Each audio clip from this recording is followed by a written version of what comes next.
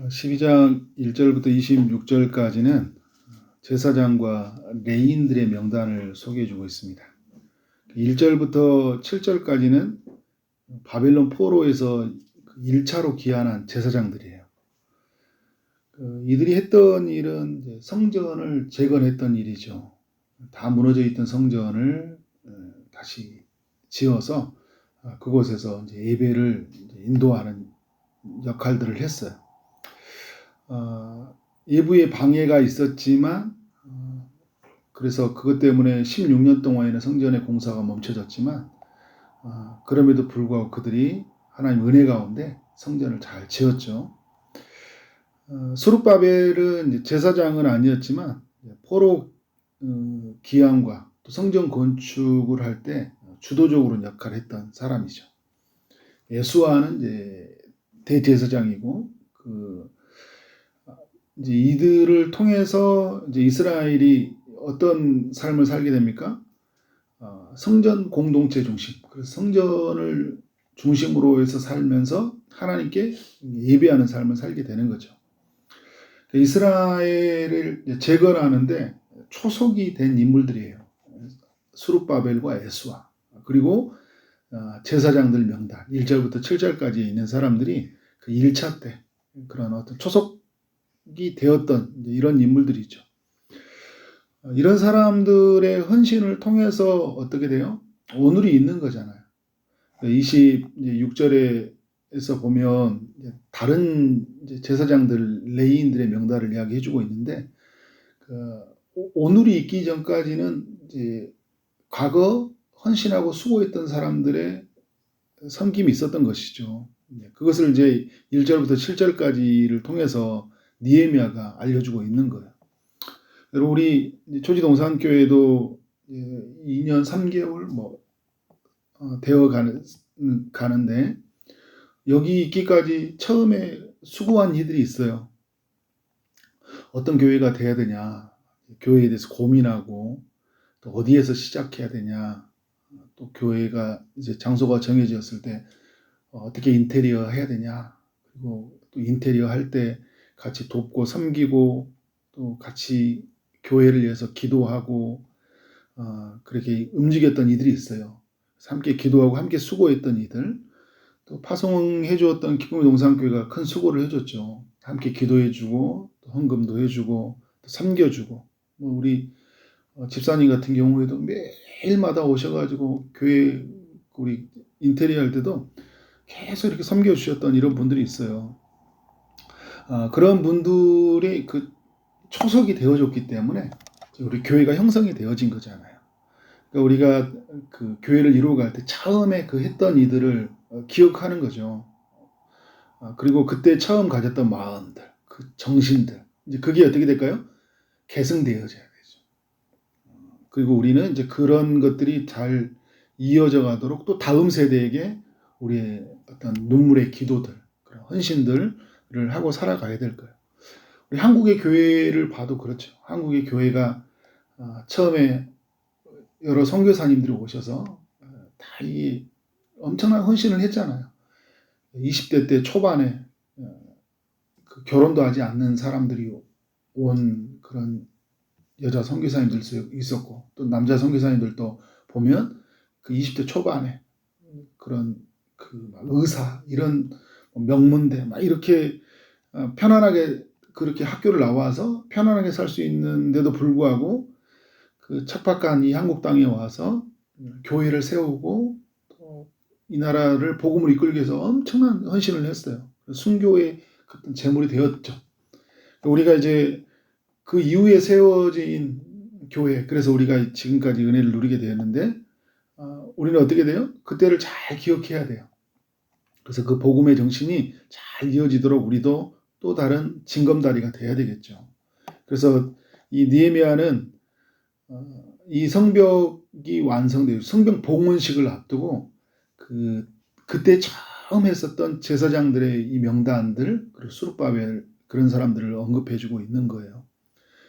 12장 이제 8절과 9절의 말씀을 보면 그 레위 자손들의 가문의 명단이고요. 또 10절 11절은 대제사장의 가문, 그리고 12절부터 21절까지는 또 제사장 가문의 명단. 22절부터 25절까지는 레위 사람들의 가문의 명단. 그러니까 이제 참 1차 때 온 사람부터 느헤미야 지금 있었던 이 명단에 이르기까지 그들의 가문을 언급해 주고 있어요. 1차 때 기한한 사람들은 아주 작은 숫자였거든요. 그런데 약 100년의 시간이 흐르면서 많은 숫자가 되어진 거예요. 누가 하신 일일까요? 하나님이 하신 일이죠. 여러분, 대제사장, 그 다음에 제사장 레위인들이 없다면 어떤 일이 일어날까요? 없어도 그들이 살긴 살아요. 그런데 여러분, 이들이 있음으로 인해서 하나님께 마음껏 예배하게 되고, 이들을 통해서 하나님의 말씀에 가르침을 받게 되는 거잖아요. 근데 여러분, 이들을 보존해 가시는 하나님의 일하심이 놀라운 거예요.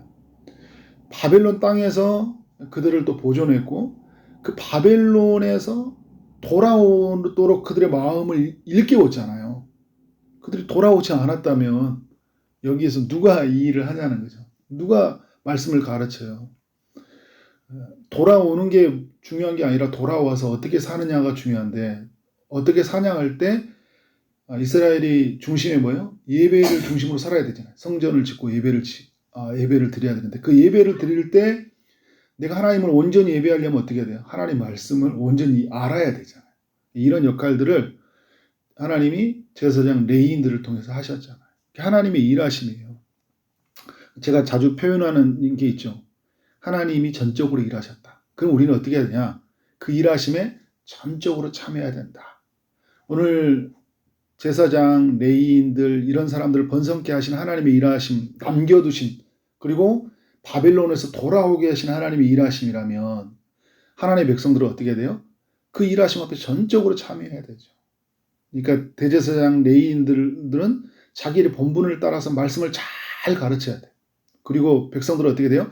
말씀의 가르침을 잘 따라야 돼요. 예배 중심, 성전 중심, 하나님 중심으로 잘 살아야 되겠죠. 근데 내일 말씀을 살펴보면 그들이 그 역할들을 잘 못해요. 제사장들, 레위인들 잘 역할을 못하고 백성들도 말씀을 따라 살아가지 않아요. 이게 이제 큰 문제가 일어나는 거죠. 근데 오늘 느헤미야는 역사의 지금까지 흑역사를 알고 있잖아요.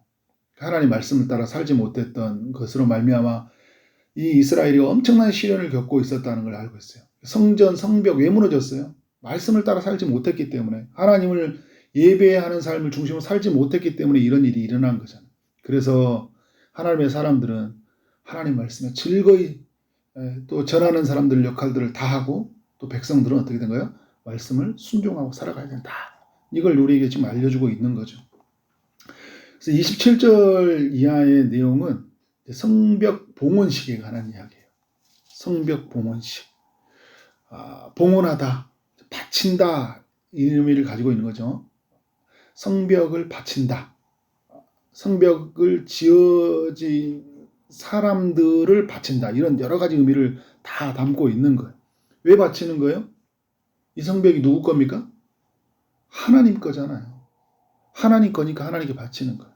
누가 하셨어요? 성벽 공사를? 내가 했다. 우리가 이제 나눠서 사람들이 즐거이 참여해서 성벽을 지었죠. 근데 하나님이 짓도록 필요한 것들을 허락하셨잖아요. 느헤미야에게 올 때 그런 돈과 필요한 자재들을 어떻게 허락해 주셨어요? 그 아닥사스 왕을 마음을 일깨우셨고, 또 주변에 있는 사람들이 필요한 것들을 조달하게 하셨잖아요. 하나님이 하신 일이에요. 하나님이 하신 일에 백성들이 참여하게 되었던 거죠. 그래서 성벽이 다 공사되어졌을 때는 이것을 누구에게 드리는 거예요? 하나님께 드리는 거죠. 그래서 이 봉헌식을 통해서 이들이 가져야 될 생각이 있어요. 이 예루살렘 땅, 성전, 그러니까 이 성벽, 모든 것은 하나님의 것이다. 그리고 하나님이 하셨다라는 그 마음을 가지고 어떻게 될까요? 모든 것은 그 목적대로 잘 이루어져야 돼요. 그 목적은 뭐예요? 성벽을 공사하고 성전이 있고 성벽을 공사했던 건 뭐냐면 그들이 하나님을 온전히 예배하기 위해서 그것을 지었거든요. 이게 목적이에요. 그리고 돌아온 목적이 뭐예요? 예배하기 위해서 돌아온 거예요. 그냥 먹고 잘 살기 위해서 돌아온 게 아니에요. 그러면 그냥 바벨론에 살면 되는 거잖아요. 하나님, 그러면 목적대로 잘 이루어져야 되는 거예요. 하나님이 하셨으니까. 이건 하나님의 것이니까. 그 안에서 어떻게 돼요? 하나님을 온전히 예배하고 살아가야 된다. 그래서 이 봉헌식이 이제 예배로 드려지잖아요. 그러니까 찬송, 감사 찬송하고, 그리고 정결하게 몸을 만들고, 그리고 이제 하나님 앞에 제사를 드릴 때 그 제사 드리기 전에 보면 성벽을 한번 쭉 행진을 하거든요. 전체 문을 다 행진을 해요. 행진을 하면서 뭘 생각할까? 이거는 하나님이 하셨다. 이건 하나님이 주셔서 이 일을 하게 하셨다. 그리고 이 성벽은 다 하나님의 것이다.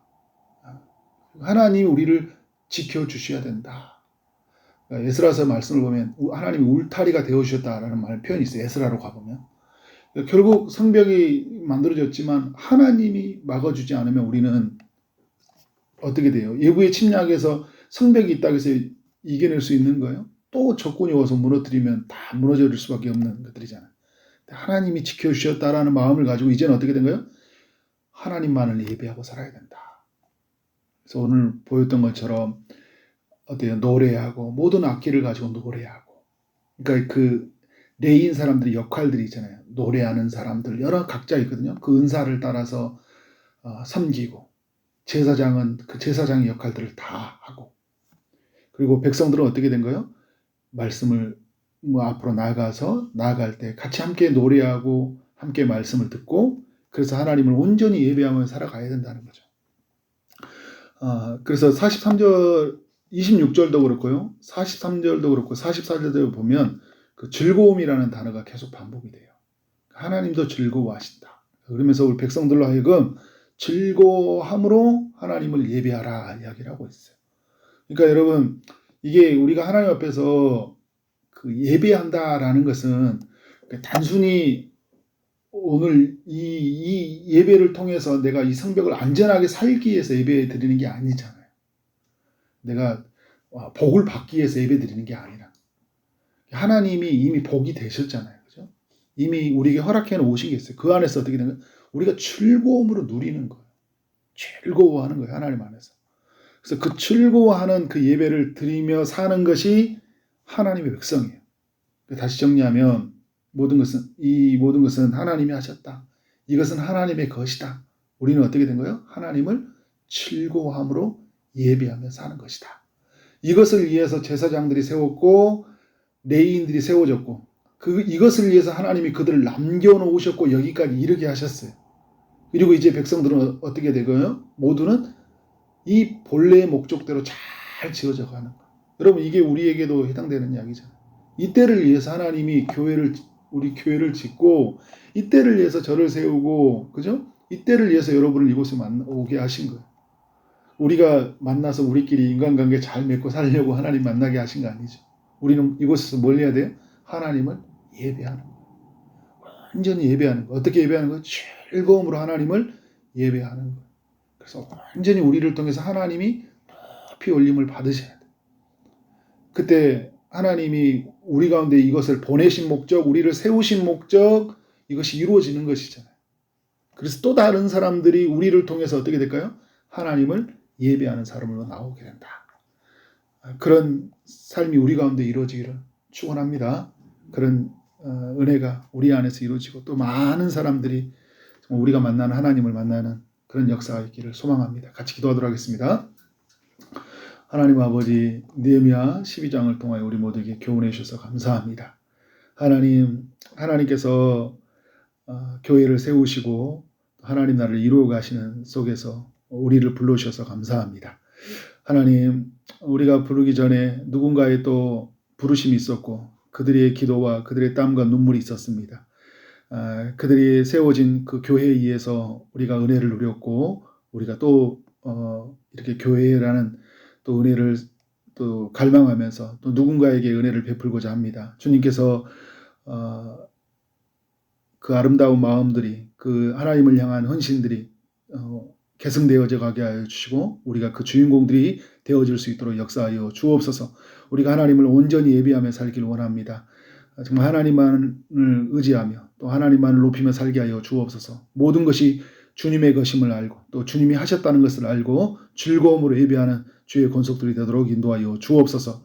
오늘 또 하나님 기도하는 나오는 영혼들, 특별히 육체의 아픔을 가지고 나온 우리 모든 믿음의 심령들이 함께하여 주시고 주님이 일하여 오실 줄 믿습니다. 피 묻은 손으로 안수하시고 깨끗하게 나무 얻을 수 있도록 역사하여 주옵소서. 취업을 준비하는 이들, 결혼을 준비하는 이들, 임신을 준비하고 출산을 준비하고 또 시험을 준비하는 이들이 있습니다. 주님께서 은혜 베풀어 주옵소서. 오늘 하루 만나는 모든 사람들에게 주님의 사랑이 흘러가기를 원합니다. 우리에게 주어진 일 최선을 다해 일하게 하심으로 말미암아 우리 하나님께 영광이요 우리 모두에게는 큰 기쁨이 되는 하루 되게 하여 주옵소서. 예수 그리스도 이름으로 기도를 쌓옵나이다. 아멘.